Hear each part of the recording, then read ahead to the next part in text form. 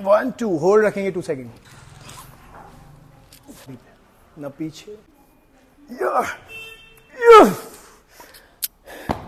So guys, आज देख के तो आप समझ ही गए होंगे कि वर्कआउट क्या है। वर्कआउट है आपकी पसंद का, टेक्निक हमारी, पसंद आपकी। सो आज हम करने वाले हैं बैक एंड बाइसेप्स।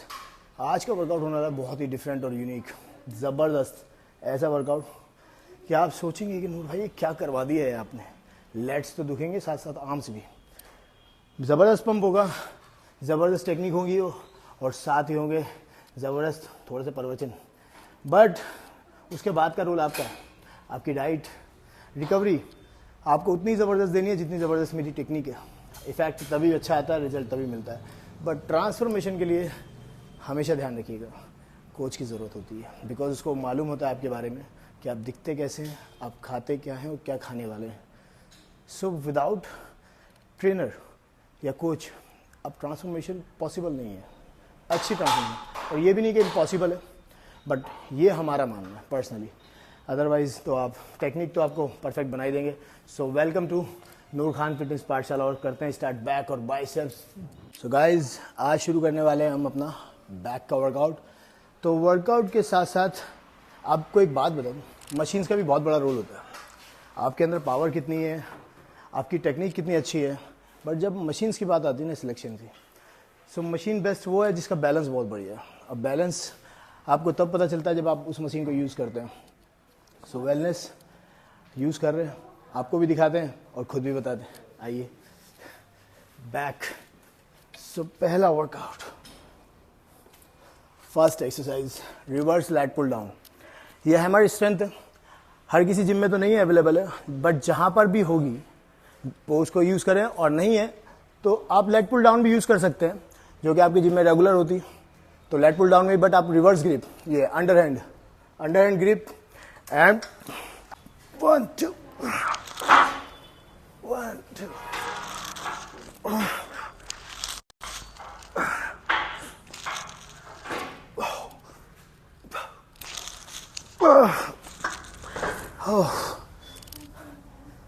रियलिटी में अपनी स्ट्रेंथ को देखना है ना, एक बार हैमर स्ट्रेंथ यूज़ करके देखिए, वेलनेस की ज़बरदस्त है। तो फर्स्ट एक्सरसाइज रिवर्स, मतलब under hand lat pull down, ज़बरदस्त एक्सरसाइज है।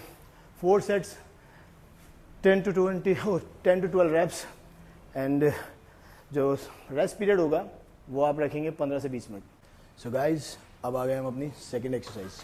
और सेकेंड एक्सरसाइज क्या है, वो है बेंड ओवर। अब बेंड ओवर में बहुत सारी मिस्टेक्स होती हैं, काफ़ी सारी, कि कहाँ पे इसको मतलब लेना है, कितना बैंड होना है, क्या क्या कंडीशंस हैं।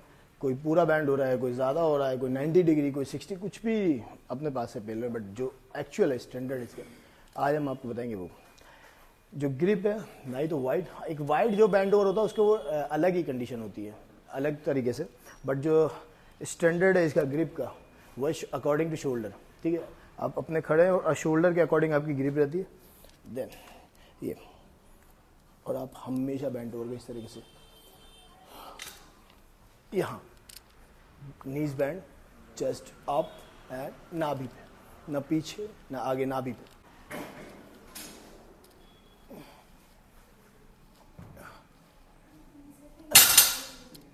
इसके करेंगे हम 4 सेट्स, रैप रेंज 10 to 15।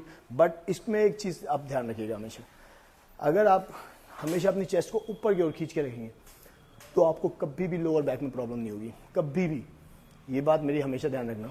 जैसे हम लिफ्ट करते हैं, इसको ये ऐसे नहीं करना है, बैंड चेस्ट अप और सांस अंदर की तरफ। सो ये टेक्निक आप यूज़ ज़रूर करना। इससे बेनिफिट क्या है, एक तो इंजरी से सेफ रहेंगे आप, कोई इंजरी नहीं होगी। जैसे बहुत से लोगों को हो जाता है भाई इंजरी हो गई, मसल्स पुल हो गया, भाई बहुत खतरनाक इंजरीज भी होती हैं। तो उस चीज़ को, टेक्निक का मतलब ये है कि आप इंजरी फ्री रहे, आपको इंजरी नहीं होनी चाहिए। ये ना हो कि अपने आप को फिट करने के चक्कर में आप अनफिट हो जाए। सो ये बहुत बड़ी गलतफहमी रहती है बहुत से लोगों की, बहुत लिफ्ट करने के चक्कर में गलत। देखो, जब भी टाइम बुरा आता है ना, कह के नहीं आता, आपके हल्की सी मिस्टेक आपको बहुत नुकसान दे देती है, बहुत बड़ा नुकसान। जो बनी बनाई है वो तो बिगड़ेगी, और जो आगे तक की बिगड़ेगी वो बिगड़ेगी। तो सही से सही टेक्निक का यूज़ करें। और अब चलते हैं अब आ गए हम अपनी बैक की थर्ड एक्सरसाइज। थर्ड एक्सरसाइज है थोड़ी यूनिक भी और इफेक्टिव भी ज़्यादा है, बट इसमें भी आपको टेक्निक का बहुत ध्यान रखना है, क्योंकि ये मशीन से नहीं है, मैनुअल है। इसमें आपकी एल्बो से लेके आपके लैट्स तक टारगेट होते हैं, और किस तरीके से होंगे। आपका शोल्डर भी टारगेट होगा, कोर मसल्स भी होगा, बट क्या है कि उसको करने का एक तरीका, उसमें भी आपको सपोर्ट रहती है। आपको इस एक्सरसाइज का नाम सुनते ही आप समझ जाएंगे क्या है। ये incline bench chest support dumbbell rowing. Chest support dumbbell rowing मतलब आपकी चेस्ट को सपोर्ट मिल जाती है इंक्लाइन बेंच से, और आप डंबल को जो रोइंग जो कर रहे हैं आप, उसका इफेक्ट पड़ता है आपके लेग्स पे। आप किस तरीके से आपको ये परफॉर्म करना है ये देखिए। सो कोई भी वेट आप ले सकते हैं।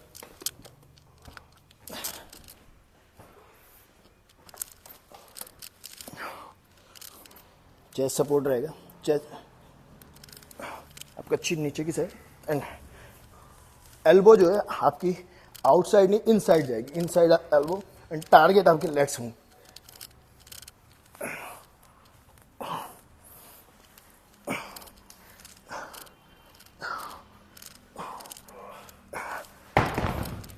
सो इसमें क्या है, एक्सरसाइज में आपकी फ्रंट शोल्डर भी टारगेट होता है कहीं ना कहीं, और मेनली है आपको 4 सेट्स करने हैं, 10 to 12 reps। Try to heavy weight, lift to heavy. इसमें आप मैक्सिमम वेट भी यूज़ कर सकते हैं, क्योंकि आपको इंजरीज के चांसेस कम होते हैं सपोर्ट की वजह से, और बहुत ही अच्छा और इम्पैक्ट पड़ता है आपकी, सीधा टारगेट करता है आपके लेग्स को। बट एल्बो का ज़्यादा ध्यान रखें, एल्बो इसकी इन साइड जाएगी, ठीक है। तो अब चलते हैं नेक्स्ट एक्सरसाइज की तरफ। तो गाइज अब आ गए हम अपनी, ये मेरी फेवरेट एक्सरसाइज है, 4th exercise, because seated rowing एक one of the best exercise है थिकनेस के लिए। इसके अंदर आप बहुत सारी टेक्निक्स, बहुत सारी वेरिएशन यूज़ कर सकते हैं, बट अभी जो मैं करने जा रहा हूँ एक्सरसाइज आपके लिए, जो सभी के लिए बहुत ज़्यादा इफेक्टिव होने वाली है, उसमें क्या टेक्निक यूज़ होगी। इसमें गलतियाँ भी बहुत करते हैं आप लोग। मिस्टेक क्या होती है कि जो यंग एकदम जो नए फ्रेशर जो बच्चे हैं, उनमें क्या होगा, वो ओल्ड स्कूल देख के आ जाते हैं, वो पूरे आगे ये देखो, हर चीज़ की एक कोई ना कोई रीज़न होता है उसको करने का। जो भी बॉडी बिल्डर्स कर रहे हैं, रेंज ऑफ मोशंस अलग होते हैं, उनकी टेक्निक्स अलग अलग होती हैं, उनके तरीके अलग होते हैं, और मशीन्स भी अलग होती हैं। अब देखिए, पहले टाइम कुछ और था, अभी क्या है कि वो अलग एक डिफरेंट तरीके से मशीन आने लगी, ठीक। तो उसमें बैलेंस भी बहुत अच्छा है, आपको करनी कैसे और आपकी ज़रूरत की एक्सरसाइज क्या है, ठीक है। इंजरी होने के कोई चांसेस नहीं होते मशीन्स के अंदर, अगर आप तरीका सही यूज़ कर रहे हैं तो कोई भी इंजरीज, क्योंकि बैलेंस होती है, इसमें बैलेंस नहीं बनाना आपको। सो जब बैलेंस नहीं बना होता तो आप इजीली उसको परफॉर्म कर सकते हैं। अब ये हम करेंगे कैसे, हमारे लिए क्या इफेक्टिव है। सिटेड रोइंग,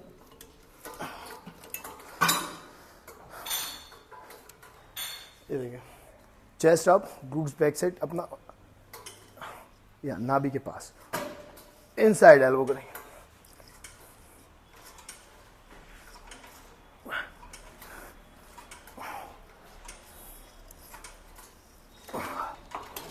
तो ये हो गया हमारी 4th एक्सरसाइज। बट इसमें एक चीज़ मैं आपको क्लियर कर दूं कि ज़रूरी नहीं है कि हर जिम में ऐसे ही सिटिंग रोइंग हो। बहुत से उसका एक होता है ना, जुगाड़ कर रहे हैं केबल क्रॉस पे, वो भी कर सकते हैं। बहुत से लोग अलग अलग तरीके से, अलग अलग मशीन्स की शेप्स होती हैं, बट उसको जो करने का तरीका वो यही है सेम। आप चेस्ट अप रखेंगे, अपनी बॉडी को स्टेबल रखना है, ग्लूट्स आपके बैक साइड पीछे की साइड रहेंगे, बॉडी वेट स्ट्रेट, और इसको जो खींच के लेके आना है वो लेके आना है आपको नाभि के पास। अगर आप चेस्ट लाइन के नीचे लाएंगे तो मिड रो होती है, बट हम कर रहे हैं सिटिंग रोइंग।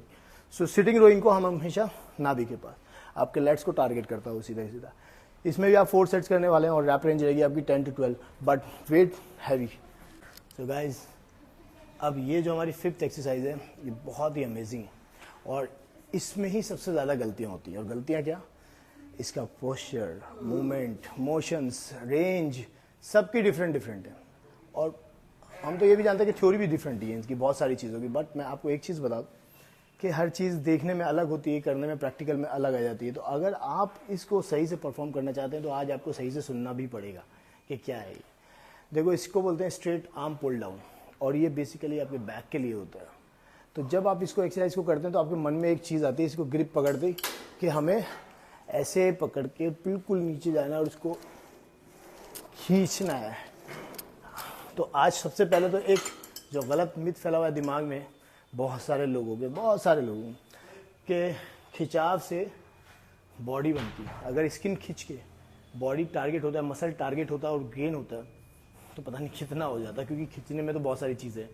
अभी ये है कि आपको ये जो वेट लगाया ना, जितना भी वेट आपने लगाया होगा, उसको आपको टारगेट करना है अपने उस पॉइंट पे मसल्स के, जो आपको इंक्रीज, जो आपको बढ़ाना है, हिट करना है वहाँ पे, जहाँ पे आपको थिकनेस चाहिए, वाइडनेस चाहिए, जो भी है।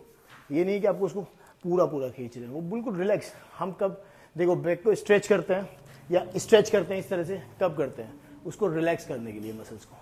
अगर आप इसको खींच रहे हैं तो इसका मतलब आप अपने मसल्स को रिलैक्स कर रहे हैं। तो रिलैक्स क्या करना है? एक्टिव कर रखा है आपने, एक्टिव मसल्स को रिलैक्स करना बेकार है, गलत है। वो बहुत गलत होता है कि जब आप उसको पूरी तरह स्ट्रेच कर रहे हैं, चाहे वो आर्म्स हो, चाहे वो बैक की एक्सरसाइज हो, कोई भी, अगर आपने उसको कंप्लीटली एक्टिव मोड से हटा के स्ट्रेच पे ले गए, तो इसका मतलब आप अपने मसल्स को रिलैक्स कर रहे हैं। वहाँ से ब्लड फ्लो एकदम उड़ जाता है, वो रिलैक्स हो जाता है इधर उधर। और जब आपने होल्ड किया होता है उसको, लाइक ये लाइटली बेंड करेंगे उसको, और चेस्ट अप एंड टारगेट।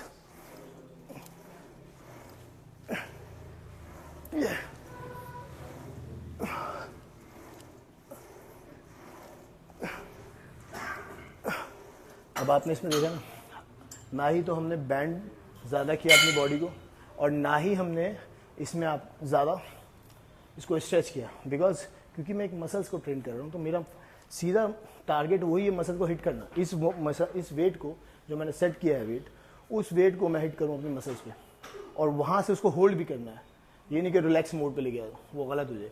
तो ऐसे ही आपको 10 टाइम्स एक ही जगह पर हिट करेंगे अगर उसी वेट को, तो नेचुरल सी बात है, इफेक्ट आएगा। अब अगर आप सोचेंगे एक बार पूरा खिंच गया, एक बार अधूरा खिंच गया, एक बार ये हो गया, खिंचाव आ रहा है, खिंचाव आ सकता है, तनाव आ सकता है, मसल्स नहीं आएगा, ये बात पक्की है। अगर मसल चाहिए तो मसल्स को मसल्स की तरह चलाइए, अपने ब्रेन को कनेक्ट कीजिए अपने मसल से, और हिट कीजिए वेट को direct.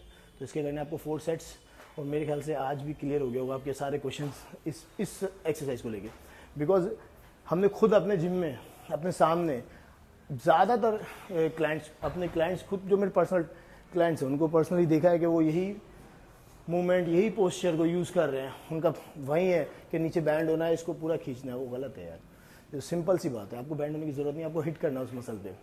So 4 sets, 10 to 12 reps, wait आप डिसाइड करिए।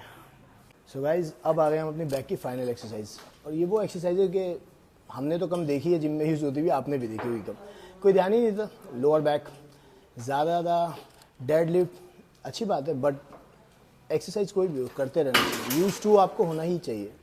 सो ये है हाइपर एक्सटेंशन, जो कि बहुत कम यूज़ होती है, बट इसका यूज़ करना बहुत इफेक्टिव है, और वो भी उन लोगों के लिए तो बहुत ज़्यादा जिनका 6-8 घंटे सिटिंग वर्क होता है, 12 घंटे का सिटिंग वर्क है। सो उनके लिए तो बहुत ही सही चीज़ है। आपको कभी लाइफ के अंदर L4 L5 में प्रॉब्लम नहीं होगी, अगर आप वीक में 1 या 2 बार हाइपर एक्सटेंशन यूज़ करते हैं। और इसको करने का तरीका एडवांस ये है कि आप इसको वेट के साथ में करें, और इसका स्टैंडर्ड जो है वो ये है कि आप इसको नॉर्मली करें। और परफॉर्म क्या करना है, सिंपल, आपको पहले अपनी बॉडी वेट से ही